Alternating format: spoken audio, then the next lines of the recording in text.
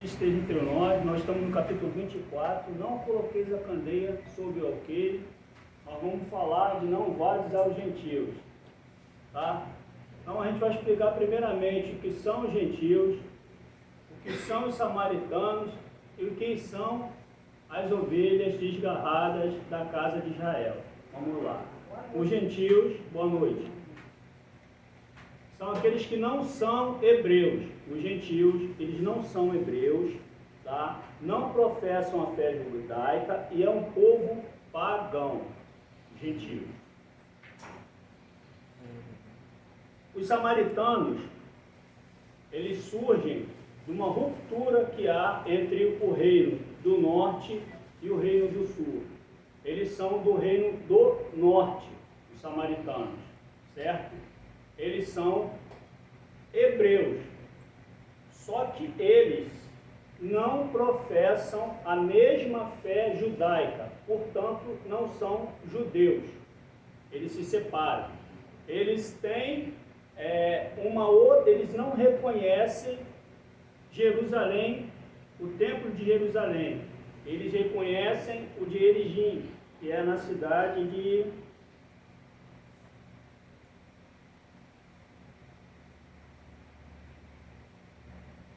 Samaria.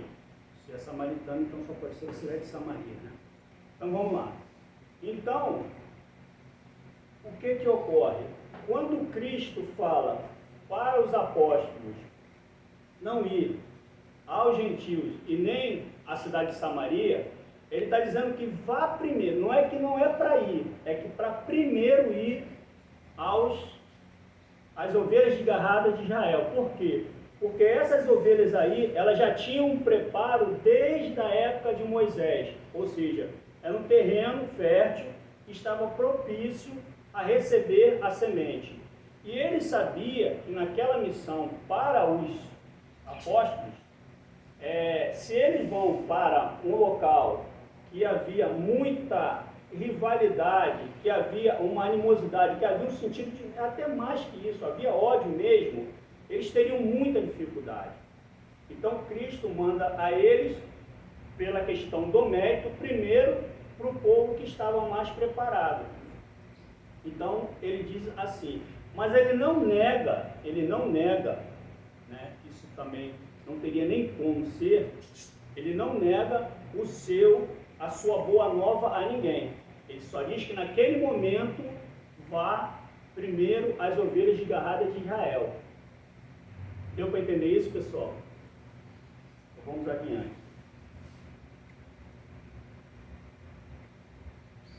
Então, Cristo, ele sai com um cronograma, com um roteiro de trabalho.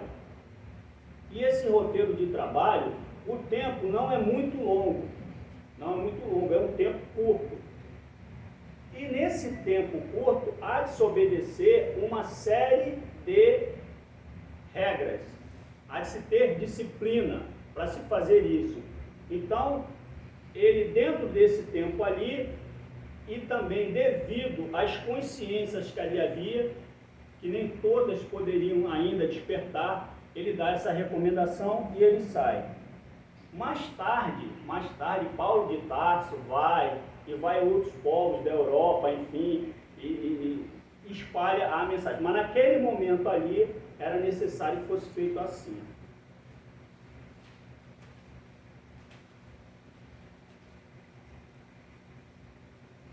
Então, só para a gente entender, é mais ou menos assim. Vamos supor que você é um lavrador. Você tem lá os seus irmãos, né? E aí, eles foram para uma determinada área, já retiraram todo aquele mato, já araram aquela terra, ela já está toda ali preparada. E do outro lado tem uma terra que ainda está cheia de mato, ainda está com pessoas ali. Então você vai direcionar, né, por uma questão. Vamos supor que você vai plantar algo que necessite de mais chuva, vamos dizer assim, né? Em geral tudo se precisa da chuva, mas vamos dizer que naquela que você vai preparar ali, que você vai plantar, se precisa de muita chuva. Ao passo que a chuva se aproxima, você vai mandar para aquele terreno que já está propício a plantar. Você não vai mandar eles ainda para outro local, para eles limparem, e ali tem outras pessoas. Então, foi o que foi feito ali. Foi obedecer-se o tempo. Eu tô pegando esse exemplo aqui para ficar mais fácil conectar com essa parábola. Ok, pessoal? Então, vamos adiante. E mesmo porque também a natureza ela não dá saltos. E Cristo, ele também está sujeito às leis de Deus. Aqueles que acreditam, e a gente respeita isso, que Cristo e Deus são o mesmo. Só que para nós, espíritas, Deus é a causa primária de todas as coisas, inteligência suprema. Cristo é outro, é um outro espírito. E Deus é uma energia, é algo que a gente não consegue, para a gente é inteligível, vamos dizer, a nossa inteligência não consegue ainda alcançar. Deu para entender isso? Então, Cristo obedece às leis naturais, às leis de Deus, porque ele está sujeito às leis de Deus. Correto? Se ele não adulterou ou mesmo foi de encontro às leis que já estavam estabelecidas pelo judaísmo, muito mais com as leis de Deus. Está dando para compreender isso, pessoal? Se não tiver, pode perguntar, tá? Vamos lá.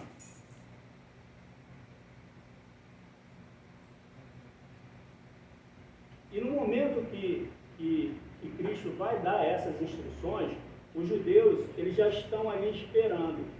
Ou seja, eles já tinham percorrido um caminho, e há aqui uma questão do merecimento. E é uma palavra que vocês vão ouvir muito dentro da casa espírita, que é a questão do merecimento.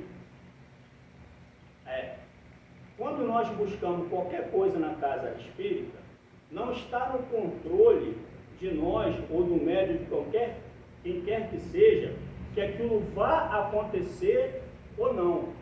Não está no controle, porque passa pelo desígnio e pelo merecimento de cada um.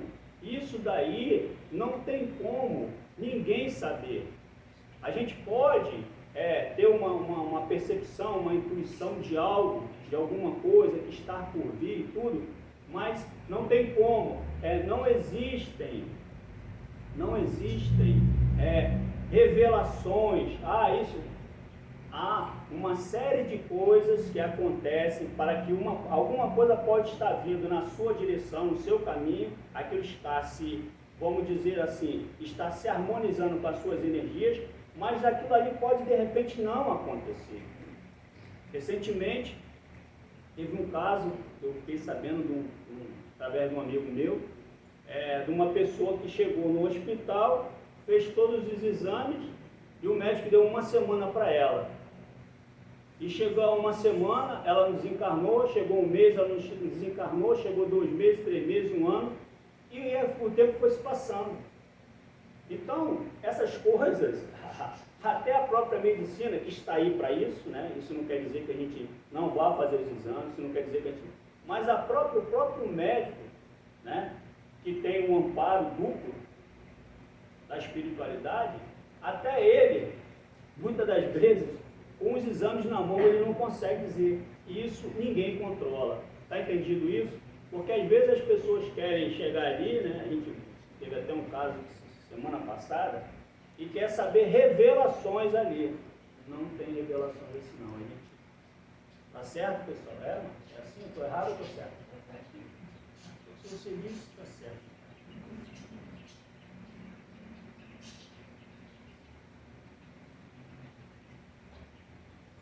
E essa questão do Deus único, que foi muito impactante, só para vocês terem uma ideia, o pai de Abraão é o pai do povo hebreu, né? Gerou a nação. O pai dele cultuava vários deuses. O pai de Abraão, ele não tinha ideia de um Deus único. Então, era muito impactante naquela época a ideia de um único Deus. Então, a dificuldade era muito grande para se levar esta mensagem. Por quê? Porque as pessoas faziam a seguinte forma: tem uma tempestade, a pessoa não sabe o que é. Ah, é o Deus do trovão. Ah, tem o sol. Ah, é o Deus do dia, Deus da noite. Então, elas colocavam Deus, a sua moda humana, para explicar coisas que eles desconheciam, que eles não conseguiam explicar. Então, era muito difícil. Eu estou falando isso para vocês entenderem que a tarefa não era fácil. A tarefa de se falar em um Deus só era muito difícil. Estão conseguindo compreender? Porque eles explicavam as coisas dizendo que era o Deus disso, Deus daquilo. E de repente, para dizer que existia só um Deus, certo? Só um Deus. E que esse Deus, ele, até entre os próprios judeus foi complicado. Que esse Deus ele não tinha lado, que esse Deus não preferia um ao outro, que esse Deus não fazia, que não adiantava você querer fazer sacrifício, agradar ele. Foi muito complicado tudo isso.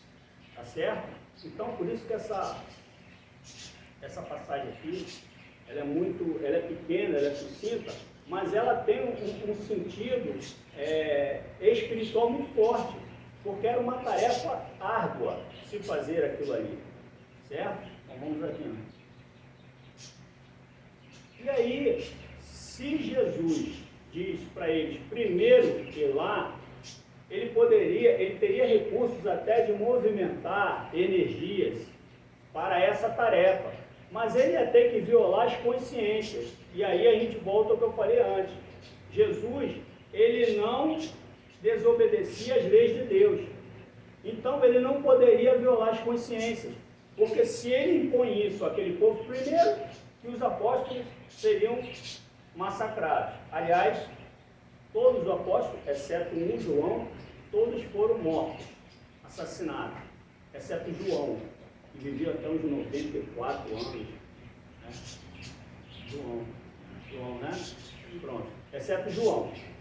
Então, todos eles foram assassinados.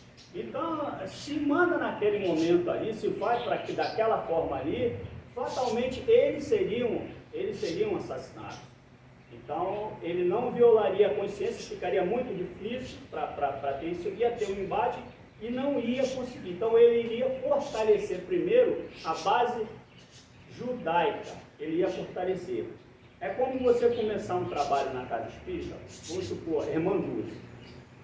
As pessoas que aqui adentram, elas estão propícias, elas estão autossugestionadas a receber a mensagem, por um motivo ou outro qualquer.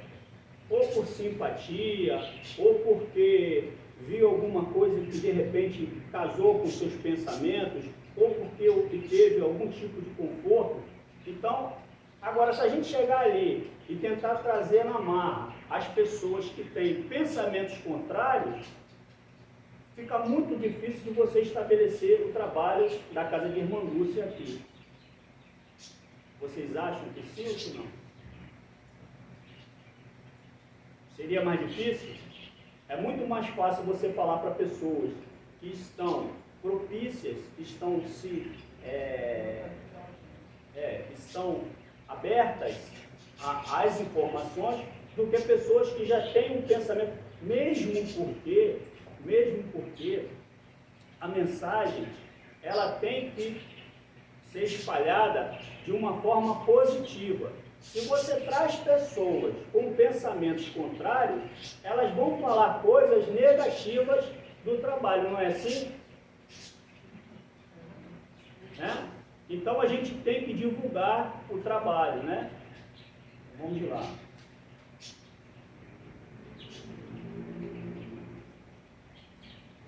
E tem um alertazinho aqui, vou ter que ler aqui rapidinho, que é de, na hora de falarmos da nossa fé, saibamos respeitar as consciências, credos, até mesmo o preconceito dos que nos apontam. Vou ler mais uma vez. Isso é para nós, né? na hora de falarmos de nossa fé, saibamos respeitar as consciências, credos, até mesmo o preconceito dos que nos apontam. E não buscar os embates, né? As discussões vazias. Consolidar a fé, o cristianismo, dentro do seio ali do judaico. Esse é o primeiro passo que foi dado, né?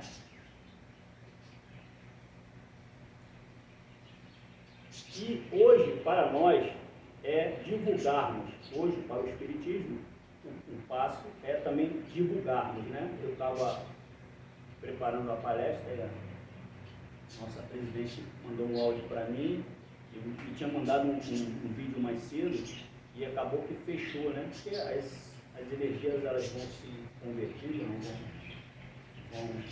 E aí falou justamente sobre isso, sobre a importância de nós divulgarmos a doutrina. Né? Porque se somos espíritas, antes de sermos espíritas, somos espíritos. E se somos espíritos, né, e estamos nesse ordem, nós temos como guia e modelo Cristo. E Cristo, acima de tudo, preparou as mentes não só para que elas se modificassem a si, mas que ela, através dos exemplos, também buscassem a mensagem para outras pessoas. Tanto que ele faz com que os seus apóstolos não pensem que são um exército do combate de guerra. Porque no princípio eles achavam que ali seria um exército, com armas, com isso. Eles, né, até a política se aproveitou dessa confusão que Judas fez para acontecer aquilo tudo. Porque havia uma... Né, porque você imagina, um povo que está escravizado durante tanto tempo, quando se anuncia a ele o Messias, eles pensam que um povo também que já vivia sobre as armas, eles pensam que viriam armas melhores ainda, não é isso? Para combater aquilo ali. Então, mas não era isso. Era através da palavra, principalmente Cristo, do amor, né? Mas um amor que é até difícil da gente compreender, né? Porque a gente fala muito do amor, né? Da gente, com filho, com isso, mas aquele amor ali é um amor ainda difícil, pelo menos para mim é difícil de compreender. Mas vamos adiante. Então, só uma passagem que eu achei interessante aqui, que eu tenho que falar para vocês, que é o seguinte: dentro do Espiritismo há os de má vontade, tá? Porque a gente falou daqueles que não querem receber e que a gente deve respeitar, mas também dentro do Espiritismo, há os de má vontade, os que pretendem confundir as bases da doutrina, criando polêmicas, fazendo acusações diante de frases e coisas que foram ditas numa outra época e num outro contexto. Até eu estava vendo a palestra também que Marta me mandou, que Haroldo fala sobre também a questão da Bíblia, que não há adulteração nas escritas, não há adulteração, há má interpretação. Mas isso é uma história longa que um dia eu vou falar aqui, que é muito interessante isso. Então, e esses aí, eles tentam modificar a seu bel prazer a doutrina. Eles tentam modificar para colocar as suas paixões. Eles não se pautam nas obras da codificação, certo? Então eles querem situações que são desesperadoras para os seus corações nesse momento, eles querem explicar isso daí, colocar isso daí dentro de um contexto que não cabe. Então há esse alerta também, inclusive no outro vídeo, e é uma história também interessante aqui, que fala de uma menina, também no vídeo, que ela chegou para o Chico, e ela estava fazendo faculdade, né, toda pô, legal, né? O pessoal chega na faculdade, cheio de ideias, cheio de coisa. E ela disse que ia escrever, falar sobre, falou para Chico, vou falar sobre o lado obscuro, né? De Cristo. Aí Chico, com toda a boa vontade, disse para ela, faça, mas você vai responder por isso. Né? Faça, mas você vai responder por isso. Então, há uma responsabilidade naquilo que a gente fala e naquilo que a gente não só pensa, mas também como fala, aquilo que a gente divulga. A gente tem que divulgar aquilo que é o correto, não é aquilo que eu penso, não é aquilo que eu acho, não é para explicar as minhas frustrações com esse ou com aquela pessoa. A gente tem que ir na base. E agora, parece que voltou novamente, né? Todo mundo agora está falando, não, recorre, vá ver a codificação, vá ver os livros da codificação. Então vamos adiante. A melhor divulgação da doutrina é através dos exemplos. E aí, quando nós ficamos sabendo de uma dificuldade de uma pessoa qualquer, um parente, um amigo, um vizinho, a gente tem a possibilidade de conversar com ele e, de repente, convidar ele para casa, certo? Convidar ele para casa. Isso é uma forma também da gente levar essa mensagem adiante para essas, vamos dizer assim, para essas ovelhas desgarradas da casa de Israel. E também, se possível, também alguma obra, porque o que a gente nota é que, por exemplo, aqui tem o Evangelho, né? A gente nota que, às vezes, falta muito isso. Às vezes, uma própria literatura, eu conheço vários casos de pessoas que se identificaram com a doutrina através de uma leitura, de um livro, de um romance, ou o que seja. Então, a gente também pode fazer isso aí. É uma forma de divulgar. E, então, eu gostaria de dizer também que as consciências, não existe, entre nós, não existe uma verdade absoluta, só de Deus. E as consciências, elas estão em níveis diferentes. Então, às vezes, uma coisa para mim que é verdadeiro, talvez para você não seja, ou que para você é verdadeiro, para mim não seja, porque estamos em grau de entendimento diferente. E então, não há uma coisa que eu possa dizer assim para você. Eu não posso chegar para você e dizer assim, não, esse pensamento aqui é o correto. Ele está diretamente relacionado ao meu grau de entendimento. Talvez eu entenda que aquilo ali é o correto e você entenda que não seja o correto. E aí eu gostaria de fazer uma pequena pergunta, que é o seguinte: por que ser espírita? Ou por que vir nesta casa? Alguém sabe me dizer? Por que ser espírita ou por que vir na casa de Irmã Dulce? Alguém pode me dizer? Por que ser espírita, mediante o que vocês já viram até agora, ou por que vir nessa casa se ficar melhor? Alguém pode me dizer alguma coisa, falar sobre isso? Por que vir aqui? Pronto, para ficar mais fácil. Alguém pode me falar alguma coisa?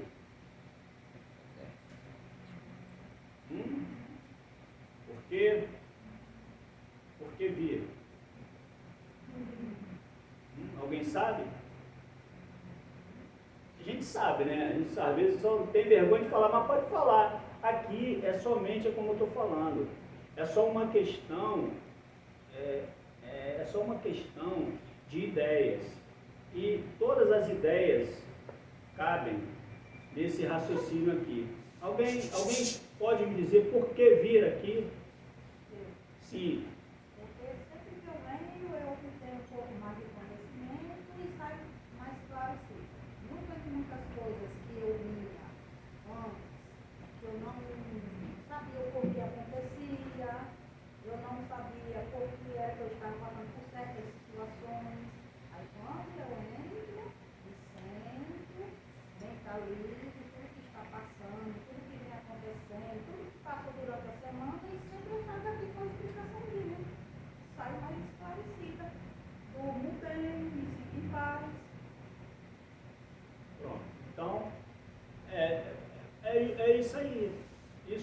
para mim já resume tudo.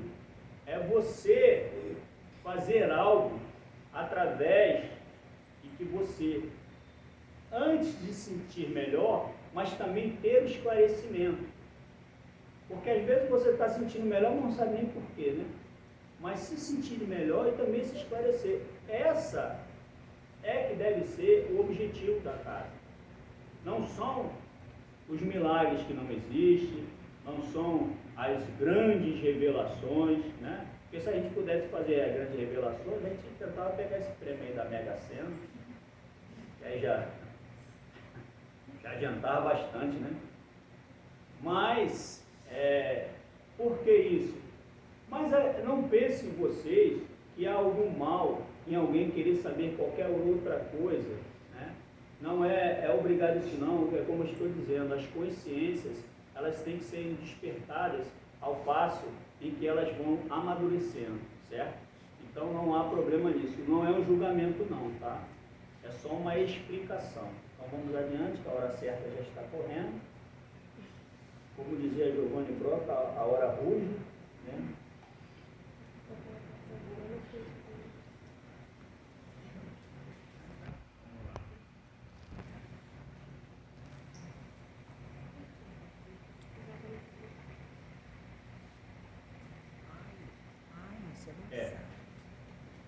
E acima de qualquer religião, está o ser. Porque você pode encontrar pessoas